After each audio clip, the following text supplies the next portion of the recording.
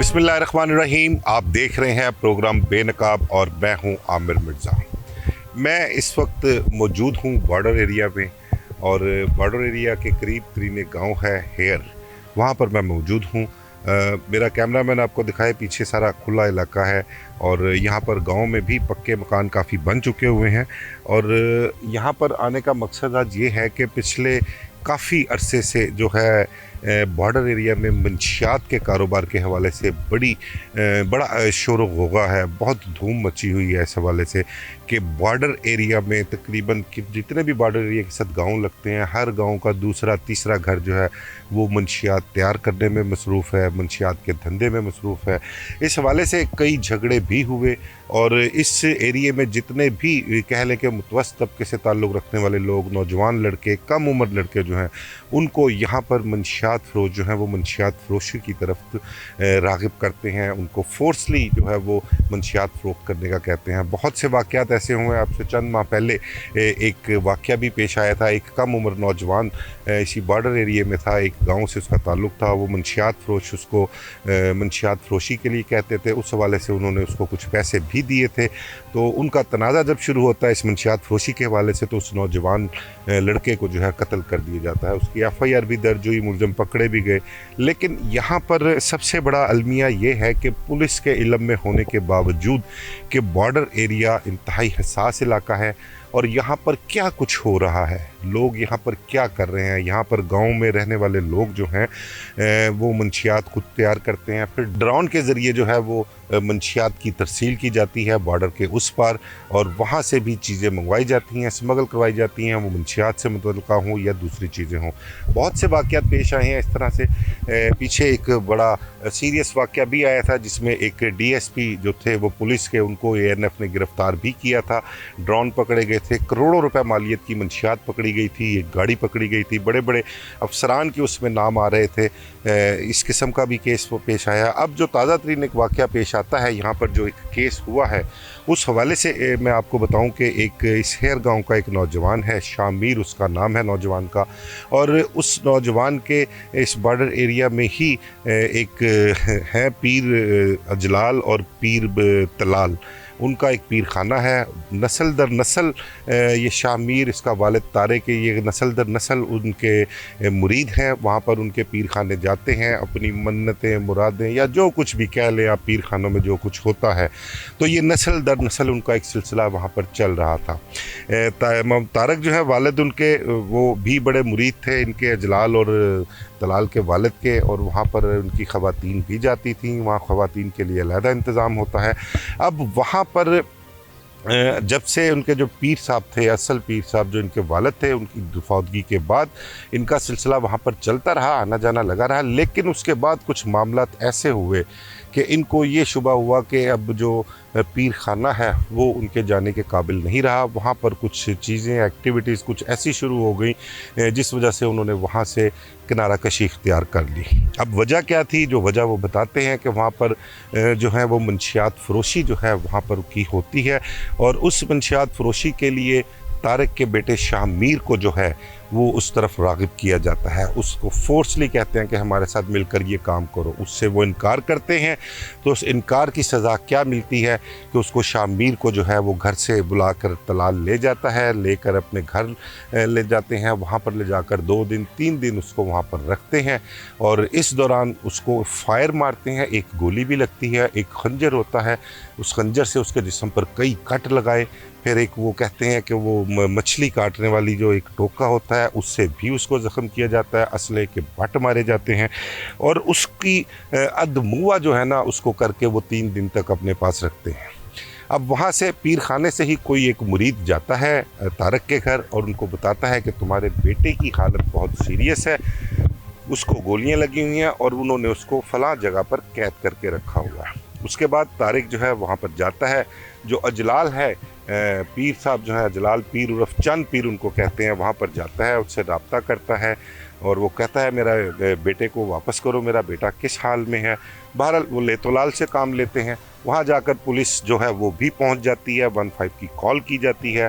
उसके बाद पुलिस ही जाके उसको शामिर को वहाँ से बरामद करती है। अंदर से सारी चीज़ें जो अपना आला कह लें कि जो इस्तेमाल किए गए पिस्टल, असला बरामद किया, कोई खंजर बरामद किया और जो चीज़ें वहाँ पर इस्तेमाल हुई उस पर तशद्दुद करने के लिए, वो सारी चीज़ें इस्तेमाल की, बरामद की। और उसके बाद तलाल को और अजलाल को दोनों को बाद में गिरफ़्तार किया गया। पहले FIR दर्ज की गई, लड़के को हॉस्पिटल दाखिल कराया गया। नीम मुर्दा हालत में शामिर जो है वहाँ से पाया गया। शामिर ने पुलिस को बयान दिया वहाँ पर मौके पर, उसका पुलिस ने वीडियो बयान भी लिया, वीडियो बनाई गई, तमाम तर शवाहिद वहाँ से इकट्ठे किए गए।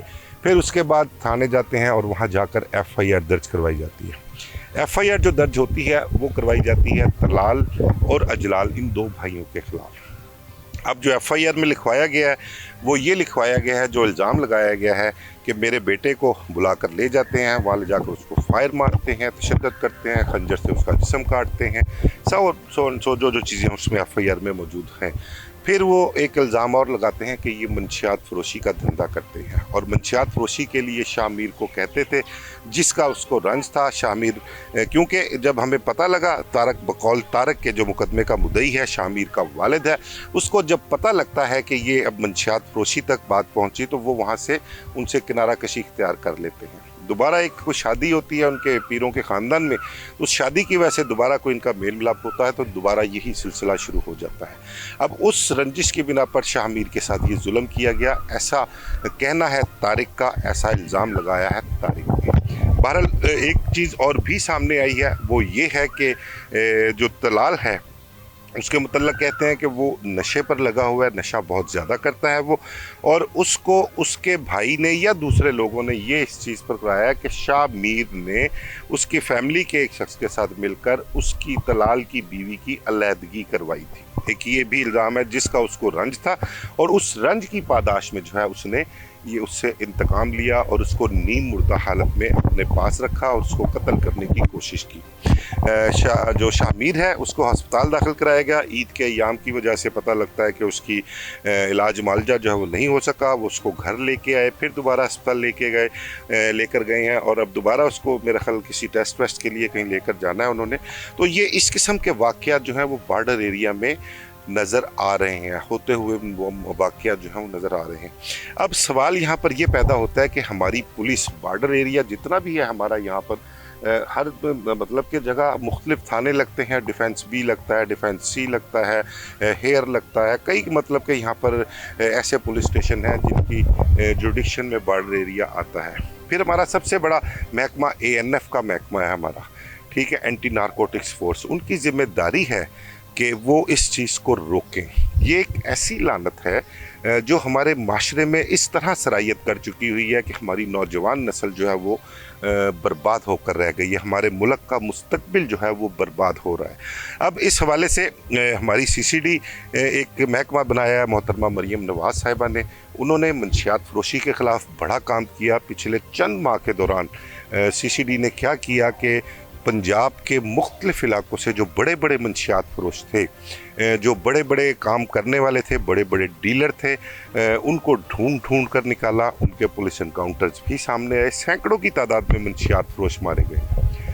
क्या वजह है कि ये जो बॉर्डर एरिया है यही मंशियात से महफूज नहीं है। यहाँ से मंशियात तैयार होती है, यहाँ से मुख्तलिफ़ शहरों में जाती है, मुख्तलिफ़ सूबों में जाती है, फिर बॉर्डर के दूसरी तरफ जाती है। जब ये देखें कि आप एक चीज़ मंशियात फ़रोशी है तो नाजायज़ फ़रोशी ना, नाजायज़ काम है।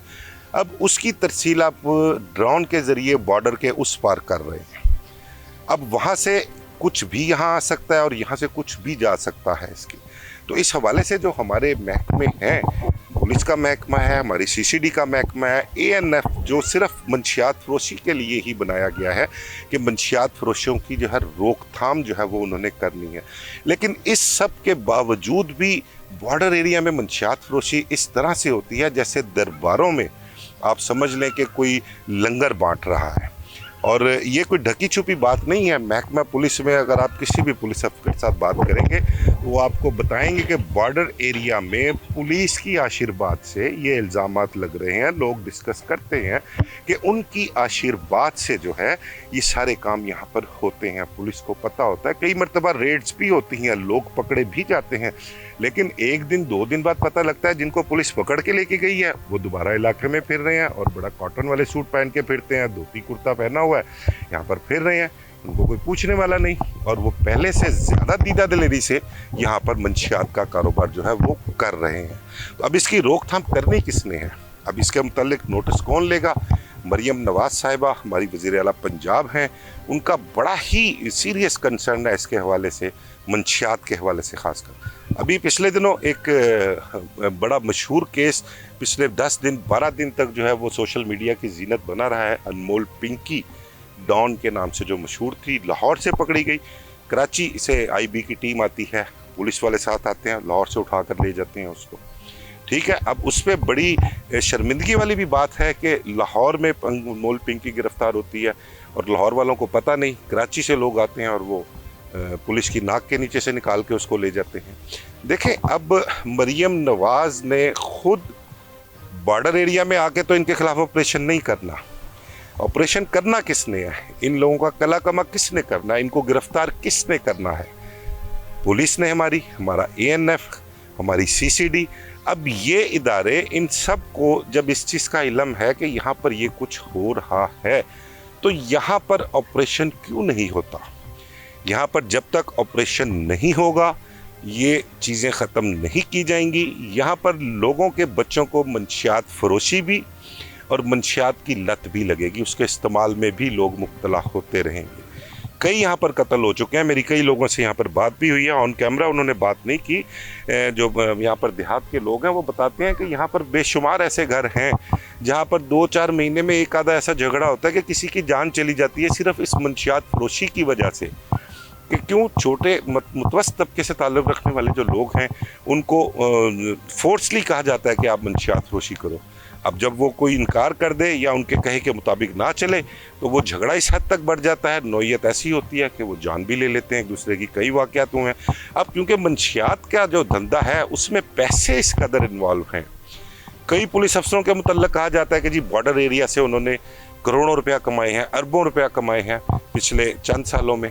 लोगों को उठा कर ले जाते हैं, उठा कर ले जाने के बाद वहाँ पर उनसे डील की जाती है, डील करने के बाद उनको छोड़ देते हैं। अब ये सारे इल्ज़ामात की हद तक ये चीज़ें नहीं हैं, ये चीज़ें कुछ प्रूफ भी हुई हैं और चीज़ें सामने भी हैं और इस किस्म के वाक़यात पुलिस अफसरान के, आला अफसरान के इल्म में भी हैं। अब इनके मुतल्लिक़ नोटिस कौन लेगा? क्या बॉर्डर एरिया में मंशियात फरोशी, मंशियात की तरसील, मंशियात की तैयारी, इसका कोई हल है हुकूमत के पास? मरियम नवाज साहिबा मुतल्लिक़ा इदारों से इसके मुतल्लिक़ कुछ ऑपरेशन करवाएंगी और जो जो लोग इसमें मुलव्वस हैं उनके ख़िलाफ़ कार्रवाइयाँ होंगी, बिल्कुल होनी चाहिए। यहाँ पर लोगों का कहना है, देखें यहाँ पर ना अब प्रॉब्लम ये आती है कि बहुत सारे लोग निचले तबके से उनका ताल्लुक़ है, अब वो खुल के बात करते नहीं। इस वजह से नहीं करते कि यहाँ पर मंशियात फरोश जो हैं वो ताकतवर हैं, बाअसर हैं, पैसे वाले हैं। उन लोगों को अपने जानों को, अपने बीवी बच्चों का, अपने ख़ानदान वालों की जानो माल का ख़तरा होता है। अब उस वजह से वो अपनी ज़बान जो है वो बंद रखे हुए हैं, लब कुशाई वो नहीं करते। अब करना क्या है कि इसके मुतल्लिक जब हर इदारा जानता है, सबको मालूम है, तो यहाँ पर ऑपरेशन होना चाहिए। अब लोग कहते हैं कि अगर हम में से कोई बंदा इतला भी करे या किसी किस्म का परसू करे तो हमें पुलिस तो प्रोटेक्ट नहीं करती। हमारे साथ जो होता है उसको होने के बाद पुलिस क्या कहती है कि जी हम तो FIR दे देंगे, हम सिक्योरिटी करेंगे, हम उनको ढूंढ रहे हैं, हम उनको पकड़ रहे हैं। तो इस तरह से नहीं होना चाहिए। अब ये शामिर वाला केस ले लें आप। शामिर के मुतल्लिक मैंने आपको बताया कि उसके वालिद ने FIR जो दर्ज करवाई है और जो शामिर बता रहा है कि जी मुझे मंशियात फरोशी का कहते थे और ना करने की सूरत में मुझे अदमुआ कर दिया उन्होंने, नीम मुर्दा हालत में पुलिस ने उसको बरामद किया, फायर उसको मारा गया। तो अब ये लोग जो हैं वो कहते हैं कि हमने FIR दर्ज करवा के क्या करना है। जब FIR दर्ज हो जाती है उसके बाद मुल्ज़मान को गिरफ्तारी भी होती है, उनको सज़ाएँ भी होनी चाहिए। हमें कुछ नज़र आए माजी में कि पुलिस ने किसी को सज़ा दिलवाई है, हमारे मुल्ज़मान मुलजमान को गिरफ़्तार करवाया है। अब उस देखें ना, उसको अजलाल जो है पीर उर्फ चंद शाह जो है तलाल का भाई, पुलिस ने उसको पकड़ा, पकड़ने के बाद उसको छोड़ भी दिया। उसको वो अपने घर बैठा हुआ है। अब वो कहती हमें बताएं कि हम पर हमें वो वॉइस नोट भी कर रहा है बड़े सुलझे हुए अल्फाज में और बड़े मुदब्बर अल्फाज में, हमें थ्रेट भी किया जा रहा है। तो हम क्या करें, कहाँ जाएं, किससे इंसाफ मांगें हम? तो जब तक हमें इंसाफ नहीं मिलेगा, इंसाफ होता हुआ नज़र नहीं आएगा, हमें इस चीज़ का यकीन नहीं होगा कि पुलिस और जो दीगर इदारे हैं वो इनके ख़िलाफ़ कार्रवाइयाँ करेंगे, ऑपरेशन करेंगे, इनको गिरफ़्तार करेंगे, इनको जेलों में डालेंगे, इनको सज़ाएँ दिलवाएंगे, तब ही हम उन मुकदमात की पैरवी कर सकेंगे ना। हम मुलजमान के खिलाफ FIR दर्ज करवाते हैं, उनको पकड़वाते हैं, हमें पता लगता है कि जी वो घर आ गए हैं वापस अपने, उनको छोड़ दिया पुलिस ने। तो ये काम मामला कब तक चलेगा, किस तरह चलेगा? बिलाखिर लोग जो हैं वो डर के मारे, खौफ के मारे चुप करके दुबक कर अपने घरों में बैठे रहते हैं। वो पैरवी नहीं करते इस चीज़ की, और वो कहते हैं फिर ठीक है, जिस तरह से सिस्टम चल रहा है चल रहे, हम अपने बाल बच्चों की रोज़ी के चक्कर में पड़े हुए हैं। सुबह उठते हैं उनकी रोज़ी रोटी के लिए कि रात को बच्चों को खाना कहाँ से देना है, बच्चों की ज़रूरतें कहाँ से पूरी करनी है, बस इसी परेशानी में सुबह से लेकर रात तक हमारा वक्त गुजर जाता है। तो इस एयर के मुतल्लिक बिल्कुल सीरियस होकर मरीम नवाज़ को सोचना पड़ेगा, यहाँ पर ऑपरेशन करवाना पड़ेगा, और मंशियात का मकरू धंधा जो माशरे में सरायत कर चुका है, नौजवान नस्ल तबाह कर रहा है, उसके ख़िलाफ़ उनको सख्त एक्शन लेना पड़ेगा। इसका कला कमक करवाना पड़ेगा जो मुतलका इदारे हैं उनकी मदद से। इस हवाले से मज़ीद भी बात करते हैं हम। हमारे साथ जो शाह मीर है वो भी वहाँ पर मौजूद हैं, और उसके घर वाले दीगर जिनके साथ ये जुल्म हुआ उनसे भी बात करते हैं और पूछते हैं कि मामला था क्या। जी बिल्कुल, बात हम कर रहे थे मंशियात के हवाले से। बॉर्डर एरिया के जितने भी देहात हैं, गांव हैं, वहाँ पर जिस तरह से मंशियात का कारोबार होता है, ड्रोन के ज़रिए बॉर्डर पार मंशियात की तरसील होती है, वहाँ से भी यहाँ पर ड्रोन के ज़रिए ही मंशियात मुख्तलिफ़ शक्लों में जो है वो यहाँ पर आती है। तो इस हवाले से बहुत से मामलात यहाँ पर बॉर्डर एरिया के जो गांव हैं वहाँ पर चल रहे हैं। कई जानें इस वजह से जा चुकी हुई हैं, और बॉर्डर एरिया के इलाके में जो मंशियात का काम हो रहा है उसमें सबसे बड़ा जुल्म ये है कि जो मंशियात फ़रोश हैं, जो अपने घरों में मंशियात तैयार भी करते हैं, और फिर जो मुतवस्सित तबके से या कह लें कि गरीब लोग हैं, उनको जो है वो मंशियात फ़रोश फोर्सली मंशियात बेचने के लिए उनको कायल करते हैं, और अगर ना किया जाए तो फिर उन पर जुल्म भी किया जाता है, उन पर तशद्दुद किया जाता है। ऐसी ही एक कहानी जो आपके सामने मैंने रखी है, उसमें एक शामिर नौजवान जो मैंने आपको बताया कि उसके साथ 3 दिन क्या जुल्म हुआ। एक पीर खाना, उस पीर खाने के जो गद्दी नशीन हैं उनके मुतल्लिक इल्ज़ाम लगाया गया कि वो मंशियात फ़रोशी का धंधा करते हैं, और ये नौजवान शाह मीर इसको वो मंशियात फ़रोशी के लिए राग़िब किया करते थे, तरगीब देते थे। इन्होंने नहीं मानी तो उसके साथ जो उसका हाल किया, उसको नीम मुर्दा कर दिया, उसको फायर मारकर ज़ख्मी किया, 3 दिन तक हब्से बेजा में रखा, उसको खंजर से उसके जिस्म पर टक लगाते रहे। अब उस बच्चे का वालिद मोहम्मद तारिक वो हमारे साथ मौजूद है, वो इस बारे में हम उनसे डिटेल से बात करते हैं और उनसे पूछते हैं कि असल वजह क्या है, झगड़ा क्या है, और उनके बेटे के साथ क्या हुआ। जी अस्सलाम वालेकुम तारिक साहब, बताइएगा क्या मामला हुआ, क्या है और वजह क्या थी? आपके बेटे को उन्होंने 3 दिन अपने हब्से बेजा में रखा, और ये लोग कौन हैं, आपका इनसे क्या ताल्लुक़ है? सर वजह ये है कि ये हमारे पीर से कोई तकरीबन तीसरी नस्ल से हमें बताया गया बड़ों से कि तीसरी नस्ल से हम इनके साथ चल रहे हैं। जो पीर साहब थे आपके, उनका क्या नाम था? सर उनका नाम था पीर सैयद शबीर हैदर साहब। तो ये उनके बेटे हैं दोनों, अजलाल और तलाल। तो पीर साहब जो हैं वो 2020 में वफ़ात पा गए हैं, सितंबर में।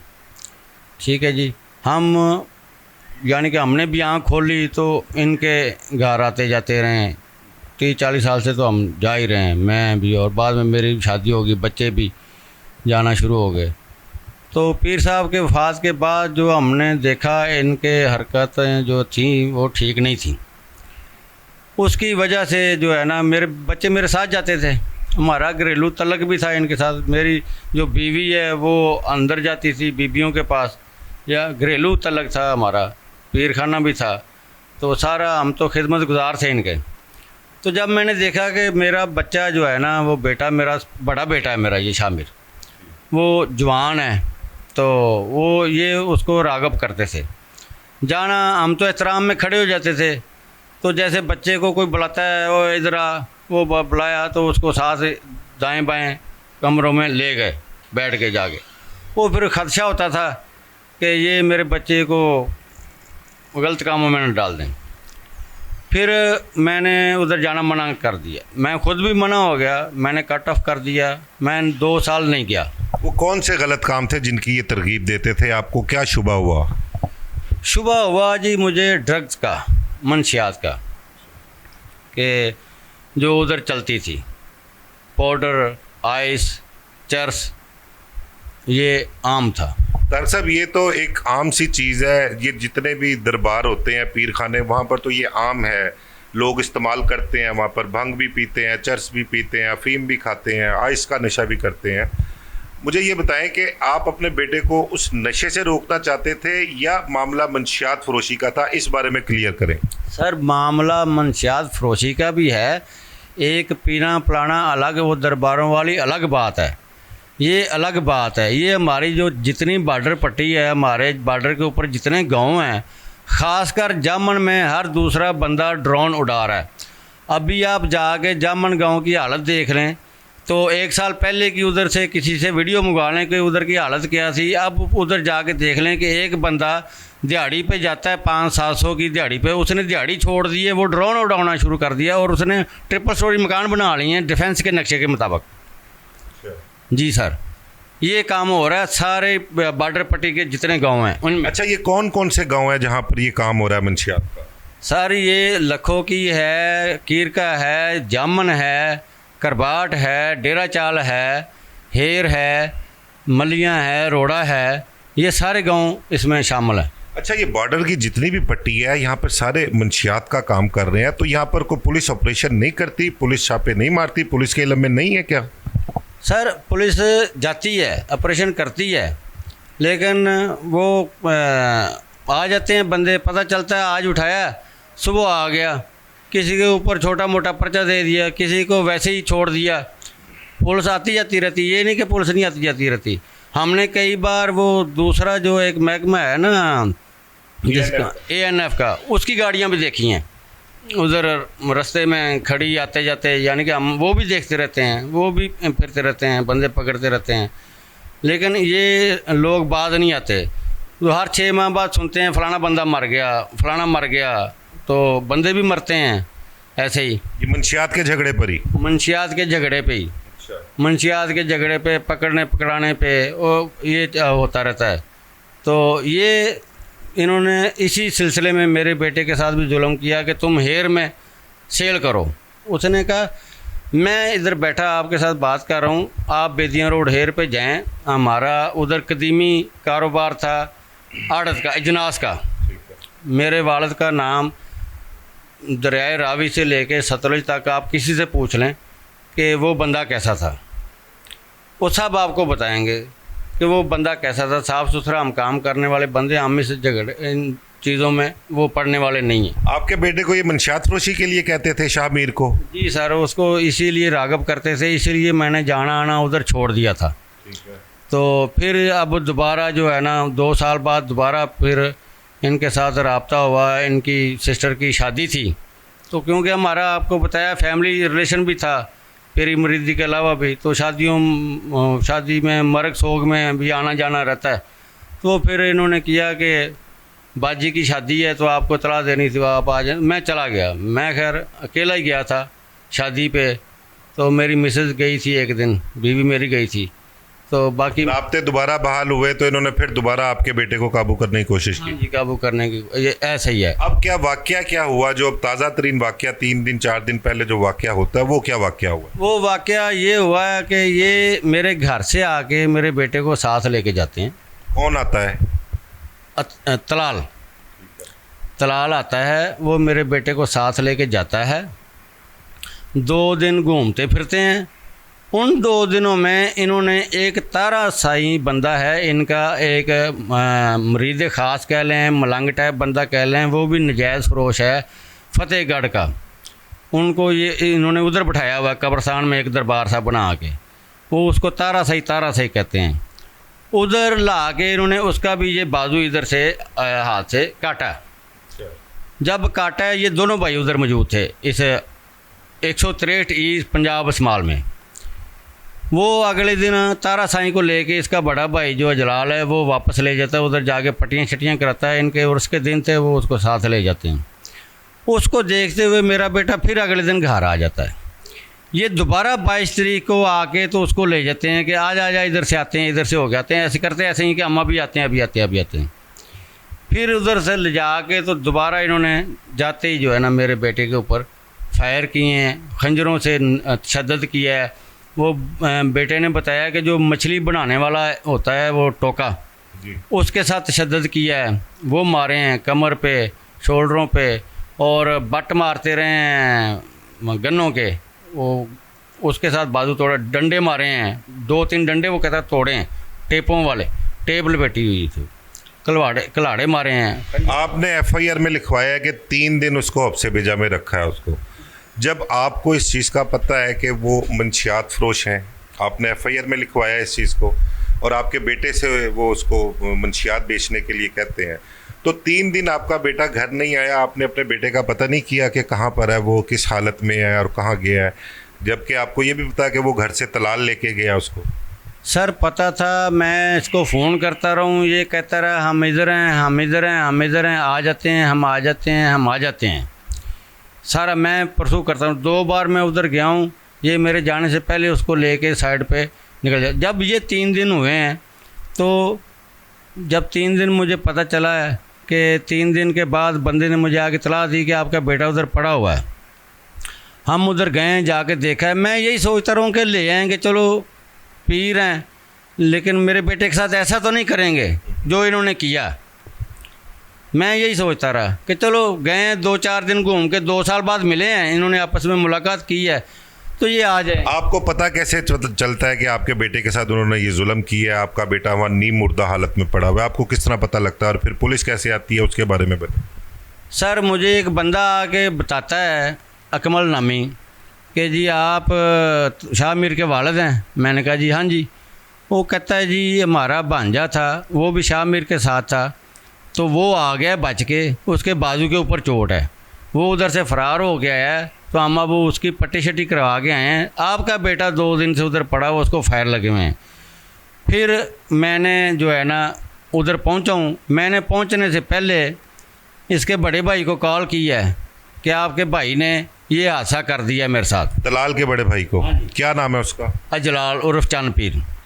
मैंने इनके घर इतला की है कि मेरे बेटे के साथ ये हादसा कर दिया तलाल ने उर्फ लाल पीर ने, तो ये मुझे किस गुनाहों की सज़ा मिली है, ये मेरे साथ जुल्म किया आप लोगों ने।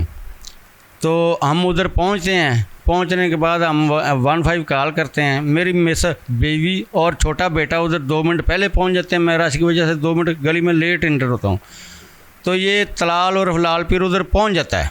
ये दरवाज़ा खोलता है घर का, और वो मेरी बीवी पूछती है मेरा बेटा किधर है। ये उनको कहता है अंदर ही आ जाओ, अंदर ही। ये उनको अंदर करके गाड़ी से फिर पिस्टल निकालता है, फिर उनकी तरफ करता है। मेरा छोटा बेटा भाग के अंदर से दरवाज़ा बंद कर लेता है, तो ये फिर उधर गाड़ी से फ़रार हो जाता है। उधर फिर आ जाती है पुलिस, आ जाती है मौके पे, वो अपनी कार्रवाई शुरू कर देते हैं। पुलिस ने बरामद किया आपके बेटे को वहाँ से? जी हाँ बिल्कुल, पुलिस ने। थाना कौन सा लगता है? थाना बी लगता है। SHO साहब आए हैं, पूरा हमला आया है। फिर SP साहब आए हैं मौके पे, उनके साथ भी हमला था। वो अपनी कार्रवाई कर रहे होते हैं, तो इसकी मुझे कॉल आती है अजलाल की और चंद पीर की कि ये क्या कार्रवाई करवा रहे हो, कौन कौन सी दफ़ा लगा रहे हो। मैंने कहा जी मैं तो दफ़ा नहीं लगानी, दफ़ा तो लगानी है महकमे ने, तो वो अपनी कार्रवाई कर रहे हैं। तो आपने कहा था मैं आ रहा हूँ, आप आ जाएँ। तो मैंने SHO साहब को ये फ़ोन पकड़ा दिया। वो कहते हैं ये कौन है। मैंने कहा जी जिस बंदे ने 15 पे कॉल की, ये इसका बड़ा भाई है, इसको मैंने खुद बुलाया कॉल करके कि आपके भाई ने ये काम किया। उन्होंने भी उससे बात की कि हम इधर बैठे हैं, आप आ जाएं। वो आगे से कहता ठीक है आप अपनी कार्रवाई करें, मैं अभी नहीं आ रहा। ये पुलिस दे के बाहर ही रुक जाता, अपने घर में नहीं आता। तो पुलिस अपनी कार्रवाई करके सारा कुछ, बच्चे को रेस्क्यू वाले ले जाते हैं हॉस्पिटल, हम थाने चले जाते हैं। थाने के बाद फ्री होकर हम भी हॉस्पिटल चले जाते हैं। अगले दिन FIR होती है, तो फिर ये मुझे मैसेज करता है वॉइस कि ये तुमने जो मेरा नाम बीच में लिखवाया है ये अच्छा नहीं है, अब देखते हैं इसको क़यामत तक जो है ना, वो पंजाबी में मैसेज है, वो मैं आपको सुनवा सकता हूँ, जो उसका मतलब बनता है कि ये अब क़यामत तक याद रखना तुम। अब आपका बेटा किधर है शामिर? सर वो एमरजेंसी सर्विस हॉस्पिटल में है, ईद की छुट्टियों की वजह से उसका इलाज नहीं हो सका। अभी मेडिकल भी वो कल जब हम गए हैं उधर तो उन्होंने कहा जी पीर वाले दिन इसके एक्सरे वगैरह होने हैं, उसके बाद डॉक्टरों ने अपनी अपनी रिपोर्टें बनानी हैं, उसके बाद हम कंप्लीट करेंगे। तो वो एमरजेंसी में ही है, उसके जो है ना वो काफ़ी सीरियस है, वो बोला उससे पूरा नहीं जाता, उसके फेफड़े में वो उन्होंने लगाई है नाली, तो नीचे एक पानी वाला बैग लगाया हुआ है, उसके फेफड़े डैमेज हुए हैं, काफ़ी सीरियस है, अभी अस्पताल में जेर इलाज है। अच्छा, एक बात और भी पता लगी थी, कोई डिस्कस कर रहे थे आपके साथ ही, कि इन्होंने कुछ इल्ज़ाम तलाल ने लगाया कि मेरी तलाक आपके बेटे की वजह से हुई है, उस वजह से ही उसने जो काम किया। सर वो जब ये इसको पकड़ा गया है ना, तो इसको पकड़ के हमारे सामने कमरे में लाए हैं, हम इन्वेस्टिगेशन ऑफिसर के सामने बैठे हुए थे, तो उन्होंने इसको 2 मिनट के लिए बुलाया हमारे सामने। इसके मुंह के ऊपर नकाब था, हाथ में हथकड़ी थी, उन्होंने इससे नाम पूछा कि अपना नाम बताओ, इसने अपना नाम बताया। फिर उन्होंने पूछा तुमने शामिर के मारा है? इसने कहा मारा है। उसने कहा फिर तुमने अपने बड़े भाई को फ़ोन पे बताते रहे हो? इसने कहा जी मैं बताता रहा हूँ, मैंने कॉलें की हैं लेकिन आगे से कॉलें अटेंड नहीं हुई। उन्होंने कहा किस लिए की हैं कॉलें? ये कहता मैं ये बताने के लिए कि मैं इसके साथ ये कर रहा हूँ, इसको मार रहा हूँ। हाँ जी। उन्होंने कहा वजह क्या है तुम्हारी, इसके साथ क्या दुश्मनी है? कहता जी ये मेरा फैमिली फ्रेंड है, इन्होंने मेरे भाई ने उसने मिलजुल के मेरी बीवी से मेरी तलाक करवाई है, जबकि मेरा बेटा इसको पूरे 2 साल बाद, 2 साल से ज़्यादा ही मिला होगा, क्योंकि जब पहले रजू हुआ तो मैं अकेला ही गया हूँ इनके पास। तो मेरा बेटा ना इसकी बीवी को जान, ये तलाल बयान दे रहा है, वो अपने भाई जलाल के खिलाफ भी बयान दे रहा है, क्या जलाल ने और इसके आपके बेटे ने मिलकर तलाक करवाई? मैं आपको बताता हूँ, वो ऐसे ही करते हैं। अजलाल जो है वो पीछे सारा मास्टरमाइंड है, ठीक है, वो ऐसे इससे काम करवाता रहता है, ठीक है। ये इसकी बीवी का निकाह हुआ था इसके साथ, और उसने इससे खुला भी ले लिया है, उसकी रुखसती भी नहीं हुई। मेरे बेटे ने इसकी बीवी की शक्ल भी नहीं देखी। मैंने फिर उधर कहा थाने में इन्वेस्टिगेशन ऑफिसर को कि जी अगर ये बात भी करता है ना तो इसकी बीवी को बुला लें, वो अगर आके कह दे मेरे बेटे का या मेरा भी कोई लेन देन है इसकी तलाक में, हमारे ऊपर जो दफ़ा लगती है अब हमें वो जो जुर्म है बनता है हमारे ऊपर लगा दें।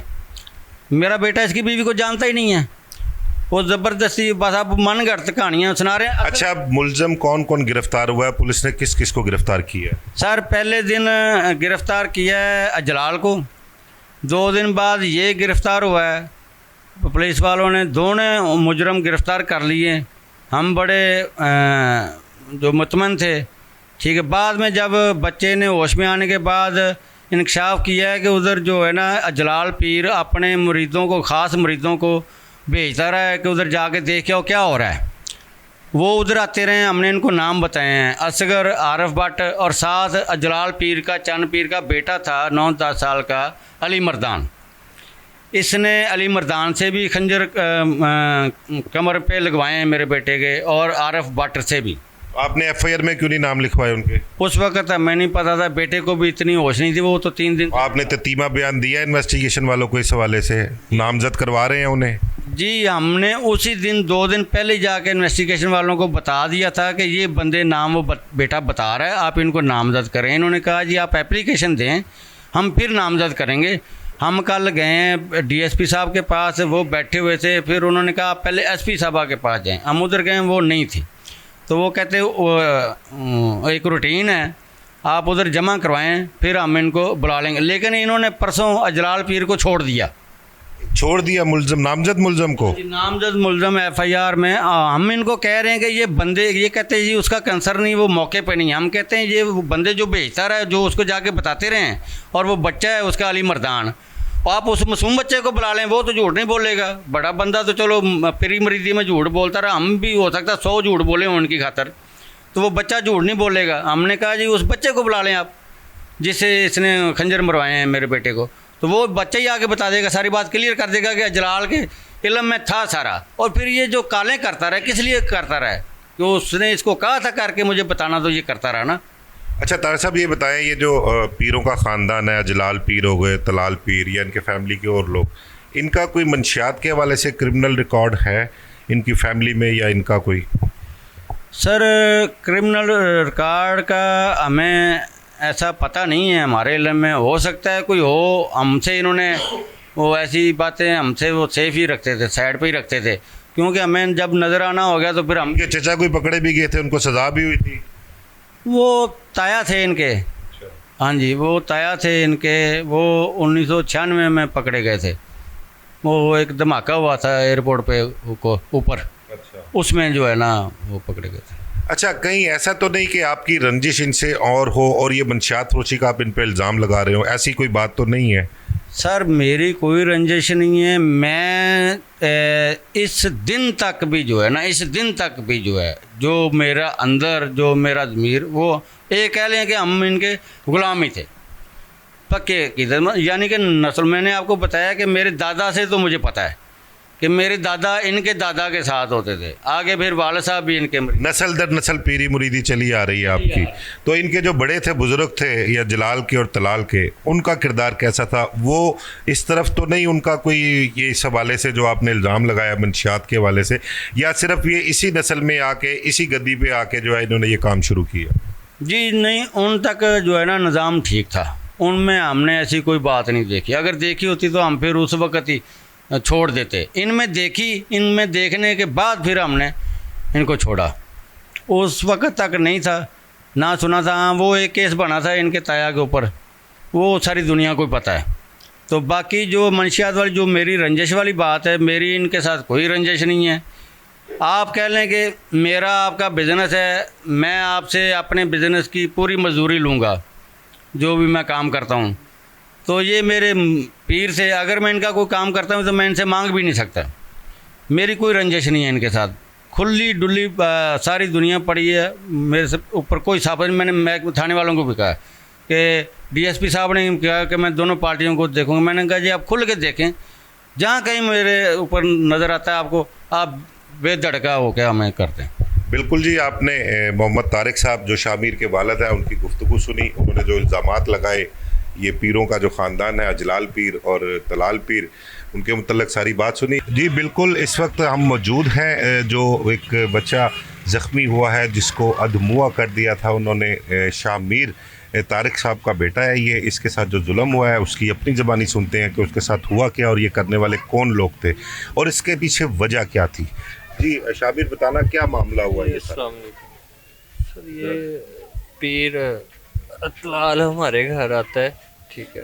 तकरीबन 2 साल बाद मुलाकात होती है मेरी, ठीक है। मुझे गाड़ी के बहाने से, गाड़ी दिखाने के गाड़ी ख़रीदनी है, ठीक है, क्योंकि तुम काम करते हो गाड़ियों का, मेरे साथ चलो गाड़ी देखने ले जाता है। और जाके इनका घर है पंजाब समाल में डेरा है, वहाँ पे मुझे रखता है। कुछ देर गुजरने के बाद मेरे साथ बात करता है कि हमारे यहाँ जो हम मंशियात का काम करते हैं तो तुम भी हमारे साथ काम करो। अच्छा, मंशियात फरोशी का आपको कहते थे? हाँ जी, ठीक है, क्योंकि ये करते हैं मंशियात फरोशी का काम, इस तरह की बात मेरे साथ ये करता है, ठीक है। मैं इनकारी कर देता हूँ। तो सर वहाँ से बात बिगड़ती बिगड़ती ये नशा कर रहा होता है, आइस वगैरह पी रहा होता है, ठीक है। तो ये पिस्टल निकालता है और सीधे फायर करता है मेरे पे। अच्छा, ठीक है। एक फायर मेरे यहाँ पे लगता है बाजू पे, एक मेरी पसली में लगता है, ठीक है। मैं कहता हूँ कि ना करें, रोकिए, ठीक है। इसके 2 मुलाजिम होते हैं साथ में, उनसे वो खंजर और चाकू वगैरह होते हैं, उनसे ज़रबें लगवाते हैं मुझे, ठीक है। और अपने बड़े भाई को ये फ़ोन करता है, उसको बताता है कि ये मान जाएगा, ठीक है। और इस तरह की बात। उसका पीर जलाल नाम उसका है, पीर जलाल नाम है उसका, ठीक है। थोड़ा ऊंचा बोलो शामिर। अभी आवाज़ आ रही है क्लियर? कि पीर जलाल नाम उसका, ठीक है जी। उसको सारी ये रिपोर्ट देता है। 3 दिन तक वहाँ पे मुझे रखता है फायर मार के। मैं कहता हूँ मुझे पानी पिला दो, मुझे माफ़ी दे दो, क्यों कर रहे हो मेरे साथ ऐसा? कहता है जेड़ा साडी गल नहीं मानता उनके नाल यही कुछ होंदा है, ठीक है। सारा इलाका तंग है इनसे, सारे लोग इनकी करतूतों से वाकिफ़ हैं और हमें इंसाफ चाहिए। वज़ीर पंजाब से यही अपील है, ठीक है। ना हम ये लड़ाई झगड़े कर सकते हैं, ना हम बदमाशियाँ कर सकते हैं। अच्छा शामिर, ये भी बताओ कि मुझे पता लगा है वो कहते हैं कि जी तलाल जो है उसको इस बात का रंज था कि तुमने उसकी बीवी से अलहदगी करवाई है, ऐसी कोई बात है? सर मैंने उसकी बीवी ना देखी है, ना मुझे पता है, मैं जानता ही नहीं हूँ। कौन किसी की बीवी को कैसे जान सकता है? 2-2.5 साल बाद हमारी मुलाकात हो रही है।